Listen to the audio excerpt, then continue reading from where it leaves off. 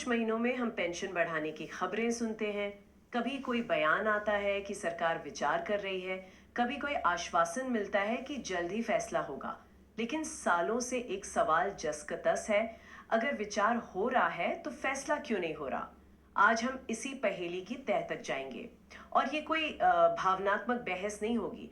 हमारे हाथ जो दस्तावेज लगे हैं, जो रिसर्च है, हम उसके आधार पर पॉलिसी की उन सच्चाइयों को खुरेदेंगे जो अक्सर हमें नजर नहीं आती। और इन दस्तावेजों से एक बात तो साफ है कि घोषणा और हकीकत के बीच एक बहुत बड़ी खाई है। और आज हमारा काम उसी खाई को समझना है। बिल्कुल। आज हमारा मिशन एक तरह से जासूसी करने जैसा है। हमें ये पता लगाना है कि जब पेंशन बढ़ाने का इरादा इतनी बार जताया जाता है, तो वो कौन सी अदृश्य दीवारें हैं जिनसे टकराकर हर बार ये प्रस्ताव वापस आ जाता है। हमारे सामने जो सामग्री है, वो किसी एक वजह की बात नहीं करती, बल्कि 6 अलग-अलग सुराग देती है। और ये 6 वजह मिलकर एक ऐसी तस्वीर बनाती हैं जिससे पता चलता है कि असल में पर्दे के पीछे चल क्या रहा है। हम एक-एक करके इन सुरागों को जोड़ेंगे और देखेंगे कि ये बात जमीन पर क्यों नहीं उतर पाती। ठीक है, तो चलिए इस पड़ताल को शुरू करते हैं। पहला सुराग कहाँ से मिलता है? मुझे लगता है कि किसी भी मामले की जड़ में जाने के लिए सबसे पहले पैसे की बात करनी चाहिए। आपने बिल्कुल सही पकड़ा। पहला और शायद सबसे बड़ा सच यही है, पेंशन जो है वो भाषणों या वादों से नहीं बढ़ती, ये बजट में लिखे एक नंबर से बढ़ती है। और ईपीएस 95 के मामले में वो नंबर 2014 से बदला ही नहीं है। तब न्यूनतम पेंशन 1,000 रुपए प्रति माह तय की गई थी, और आज एक दशक बाद भी वो वहीं की वहीं है। 1 रुपया भी नहीं बढ़ा है। एक मिनट, 2014 से? ये तो बहुत लंबा समय है। तो ऐसा क्यों है? क्या ये सिर्फ नजरअंदाज किया जा रहा है या इसके पीछे कोई गहरी मतलब कोई ढांचागत वजह है? हाँ, यहीं पर मामला दिलचस्प हो जाता है। ये सिर्फ नजरअंदाजी नहीं है, ये स्कीम की बनावट में ही छिपा है। ईपीएस 95 एक डिफाइंड बेनिफिट स्कीम है। डिफाइंड बेनिफिट, ये सुनने में थोड़ा सा तकनीकी लग रहा है। हाँ, तकनीकी है, पर इसका मतलब बहुत सीधा है। मतलब ये एक ऐसा वादा है जिसकी कोई आखिरी तारीख नहीं है। सरकार की जो देनदारी है, वो इसमें ओपन एंडेड है। ओपन एंडेड मतलब एक ऐसा सब्सक्रिप्शन जिसे आप कभी कैंसिल नहीं कर सकते। बिल्कुल सही एनोलॉजी आपकी। ये कोई एक बार का भुगतान नहीं है।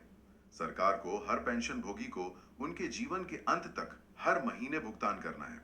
और जैसे जैसे लोगों की उम्र बढ़ रही है, जीवन प्रत्याशा बढ़ रही है। तो ये देनदारी भी लंबी होती जा रही है। एग्जैक्टली ये एक लगातार बढ़ता हुआ वित्तीय बोझ है। अब हम पहेली के बिल्कुल केंद्र में आ रहे हैं। सरकारी दस्तावेजों में एक शब्द बार बार आता है, फिस्कल सस्टेनेबिलिटी, फिस्कल सस्टेनेबिलिटी। यानी वित्तीय स्थिरता। हाँ। ये एक भारी भरकम शब्द है, लेकिन इसका मतलब सिर्फ एक सवाल है, अगर पेंशन बढ़ाई तो पैसा कहां से आएगा। और जब हम आंकड़ों को देखते हैं तो ये सवाल और भी बड़ा हो जाता है। तो क्या है वो आंकड़े, कितने बड़े हैं ये नंबर? देखिए, आज देश में ईपीएस 95 के पेंशनर्स की संख्या लगभग 78 से 80 लाख के बीच है। अब जरा इसके वित्तीय असर का अंदाजा लगाइए। अगर न्यूनतम पेंशन को सिर्फ 1,000 से बढ़ाकर 3,000 रुपए प्रति माह किया जाए, जो कि एक मामूली बढ़ोतरी मानी जाएगी, तो सरकार पर सालाना अतिरिक्त खर्च करीब 18,000 से 20,000 करोड़ का पड़ेगा। 20,000 करोड़ रुपए हर साल? और ये तो सिर्फ 3 गुना करने पर है। मांग तो इससे भी ज्यादा की हो रही है। बिल्कुल, कई संघ 5,000 की मांग कर रहे हैं। अगर वैसा होता है तो ये खर्च सालाना 40,000 करोड़ से भी ज्यादा हो जाएगा। और यहाँ सबसे जरूरी बात यह है कि ये पैसा ना तो ईपीएफओ के पेंशन फंड में आसानी से उपलब्ध है, और ना ही सरकार इसे अपने बजट में अलग से रखती है। ये कोई ईयरमार्क किया हुआ फंड नहीं है। तो इसका मतलब ये है कि जब भी श्रम मंत्रालय या कोई और विभाग पेंशन बढ़ाने का प्रस्ताव बनाता है, तो वो एक ऐसी दीवार से टकराता है जिस पे लिखा है पैसा कहाँ है। सटीक। और यहीं पर हमारा तीसरा सुराग सामने आता है। ये दीवार कोई और नहीं, बल्कि देश का वित्त मंत्रालय है। अच्छा, तो ज्यादातर लोगों को लगता है कि पेंशन का मामला श्रम मंत्रालय का है, लेकिन आप कह रहे हैं कि असली चाबी कहीं और है। हाँ, और ये एक ऐसी जानकारी है जो बहुत कम लोगों को पता होती है। इसे एक खेल की तरह समझिए। श्रम मंत्रालय प्रस्ताव दे सकता है, सामाजिक न्याय मंत्रालय उसका समर्थन कर सकता है, संसदीय समितियां सिफारिश कर सकती हैं। ये सब खिलाड़ी मैदान में हैं, लेकिन इस खेल में एक फाइनल बॉस है, और वो है वित्त मंत्रालय। फाइनल बॉस, ये दिलचस्प है। तो आप कह रहे हैं कि एक मंत्रालय बाकी सब पर वीटो लगा सकता है? ये पावर डायनामिक्स काम कैसे करते हैं? हमारे पास जो संसदीय रिकॉर्ड है वो यही दिखाते हैं। वित्त मंत्रालय का हर बार एक ही लिखित जवाब होता है जो लगभग शब्दशः दोहराया जाता है। Any enhancement of pension involves additional financial implications. Any enhancement of pension involves additional financial implications. हाँ, यानी पेंशन में किसी भी वृद्धि में अतिरिक्त वित्तीय निहितार्थ शामिल होते हैं।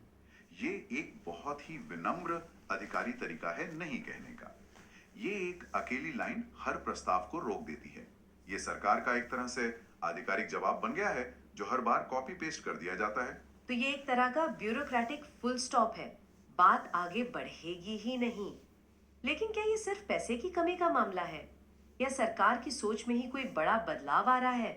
कहीं ऐसा तो नहीं कि सरकार अब इस तरह की योजनाओं को आगे बढ़ाना ही नहीं चाहती? आपने एक बहुत ही जरूरी सवाल उठाया है और हमारे दस्तावेज बताते हैं कि आपकी आशंका सही है। ये सिर्फ पैसे की कमी नहीं है, ये एक नीतिगत दिशा का बदलाव है। सरकार धीरे धीरे, मतलब बहुत धीरे धीरे, डिफाइंड बेनिफिट यानी गारंटी वाली पेंशन योजनाओं से पीछे हट रही है। जैसे हमने पुरानी पेंशन योजना ओपीएस को बंद करके नई पेंशन प्रणाली एनपीएस को आते देखा। बिल्कुल भाई, ओपीएस और ईपीएस 95 एक ही परिवार के सदस्य हैं, जहां भुगतान की गारंटी सरकार की होती है। एनपीएस जो है वो बाजार पर आधारित है, जहां सरकार की देनदारी सीमित है। जैसा हमने पहले बात की, लोग अब ज्यादा जी रहे हैं तो सरकार की देनदारी का समय भी बढ़ गया है। ऐसे में सरकार की सोच बिल्कुल स्पष्ट है, भविष्य की देनदारियों को कम करो। भविष्य की देनदारियों को कम करो, इसका मतलब तो ये हुआ कि पेंशन बढ़ाने के जो वादे होते हैं वो सिर्फ दिखावा है। क्या स्रोत इस बात का कोई सबूत देते हैं कि इस प्रक्रिया को जानबूझकर धीमा किया जा रहा है? सबूत सीधे तौर पर जानबूझकर शब्द का इस्तेमाल नहीं करते, लेकिन वो एक पैटर्न की ओर इशारा करते हैं। और यहीं से हमारा पांचवा सुराग मिलता है, जिसे स्रोत पॉलिटिकल मैनेजमेंट कहता है। पॉलिटिकल मैनेजमेंट, ये तो सुनने में ही ऐसा लग रहा है जैसे जनता को संभालने का एक तरीका हो बिना कोई ठोस काम किए। आप इसके मतलब के काफी करीब हैं। ये असल में माहौल को शांत करने की एक रणनीति है। जब भी चुनाव नजदीक आते हैं या पेंशन भोगियों का आंदोलन तेज होता है, तो दबाव को कम करने के लिए कोई आश्वासन दे दिया जाता है, संसद में गोलमोल जवाब दे दिया जाता है। लेकिन इन घोषणाओं की असलियत इस बात में छिपी है कि उनमें क्या नहीं होता। अच्छा, तो हमें क्या देखना चाहिए जो इन घोषणाओं में गायब रहता है? तीन चीजें। पहली, कोई निश्चित तारीख नहीं होती कि यह फैसला कब से लागू होगा। दूसरी, इसके लिए कोई अलग बजट हेड तय नहीं होता जहां से पैसा आएगा। और तीसरी और सबसे जरूरी, इनकी कोई राजपत्र अधिसूचना मतलब गैजेट नोटिफिकेशन जारी नहीं होती। स्रोत इसे एक नियम की तरह बताता है, जब तक ये तीन चीजें नहीं होती पेंशन नहीं बढ़ती। बाकी सब सिर्फ बातें हैं, दबाव को मैनेज करने का एक तरीका। ये तो सच में बहुत कड़वा सच है। एक तरह से ये एक बहुत ही अच्छी तरह से काम करने वाली मशीन है जो ना कहे बिना ही ना कह देती है। लेकिन यहाँ एक और सवाल उठता है, अगर 80 लाख पेंशन भोगियों है तो उनका दबाव इतना कमजोर क्यों है कि उसे इस तरह मैनेज किया जा सके? और ये हमें हमारे आखिरी और छठे सुराग पर लाता है। ये पहली का वो टुकड़ा है जो पेंशन भोगियों की तरफ से आता है। सरकार ये जानती है कि ये 80 लाख लोग एक आवाज में बात नहीं करते, उनकी आवाज बिखरी हुई है। मतलब एकता में कमी। हाँ, और इसका सीधा नीतिगत असर होता है। देश में पेंशन भोगियों के दर्जनों अलग अलग संघ हैं, उनकी मांगे भी थोड़ी बहुत अलग है और अदालतों में भी कई अलग अलग मामले चल रहे हैं। इस बिखराव की वजह से नीति निर्माताओं को लगता है कि दबाव प्रबंधनीय है, मतलब प्रेशर इज मैनेजेबल। तो ये एक बड़ी लहर नहीं बल्कि कई छोटी छोटी लहरें हैं जिन्हें संभालना आसान है। बिल्कुल। जब तक उन्हें लगता है कि इस दबाव को छोटे मोटे आश्वासनों से संभाला जा सकता है, तब तक कोई बड़ा नीतिगत बदलाव टलता रहता है। वे स्थिति को जस का तस बनाए रखते हैं। वाह, तो अगर हम इन 6 सुरागों को एक साथ जोड़कर देखें, एक जमा हुआ बजट, एक बहुत बड़ा वित्तीय बोझ, वित्त मंत्रालय का वो फाइनल बॉस वाला वीटो, सरकार की बदलती हुई सोच, रणनीतिक तौर पर खोखली घोषणाएं और पेंशन भोगियों की बंटी हुई आवाज, ये सब मिलकर तो एक ऐसी तस्वीर बनाते हैं जहां से निकलना लगभग नामुमकिन लगता है। तो मैं फिर से वही बड़ा सवाल पूछती हूँ, तो क्या पेंशन कभी बढ़ेगी ही नहीं? देखिए, स्रोत का जवाब निराशावादी नहीं है, लेकिन वो बहुत यथार्थवादी है। वो कहता है कि पेंशन वृद्धि सिर्फ घोषणाओं, आश्वासनों या अकेले अदालती आदेशों से नहीं होगी। इसके लिए एक निरंतर और एकजुट नीतिगत दबाव, मतलब सस्टेन पॉलिसी प्रेशर की जरूरत है। और यह तभी संभव होगा जब तीन बुनियादी शर्तें पूरी होंगी। और वो 3 शर्तें क्या हैं? पहली, पैसे का एक स्पष्ट स्रोत तय हो, ये पैसा कहां से आएगा, इसका एक ठोस प्लान बने। दूसरी, सरकार आधिकारिक तौर पर बजटीय समर्थन को स्वीकार करे। वो ये माने कि हाँ, इस मद में हमें बजट से पैसा देना ही होगा। और तीसरी, जो शायद सबसे जरूरी है, पेंशन को कल्याण या खैरात की तरह नहीं बल्कि एक अधिकार, एक राइट की तरह माना जाए। कल्याण से अधिकार तक का सफर, ये तो सिर्फ सोच का नहीं बल्कि पूरे सिस्टम का बदलाव है। ये सब कुछ है। स्रोत का निष्कर्ष यही है कि जब तक पेंशन को एक कमाए हुए अधिकार के तौर पर स्थापित नहीं किया जाता, तब तक ये सिर्फ बहसों और सुर्खियों का मुद्दा बनी रहेगी, हकीकत नहीं। ये वाकई एक ऐसी पड़ताल है जो भावनाओं से परे जाकर सीधे नीति और नियत के केंद्र में देखती है। और शायद इसीलिए हम इस चर्चा को एक ऐसे सवाल पर समाप्त कर सकते हैं जो स्रोत में उठाया गया है।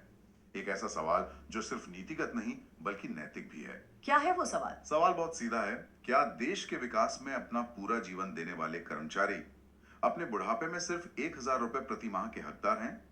ये एक ऐसा सवाल है जिस पर हम सबको विचार करने की जरूरत है, क्योंकि ये सिर्फ अर्थशास्त्र का नहीं बल्कि हमारे समाज के मूल्यों का भी सवाल है।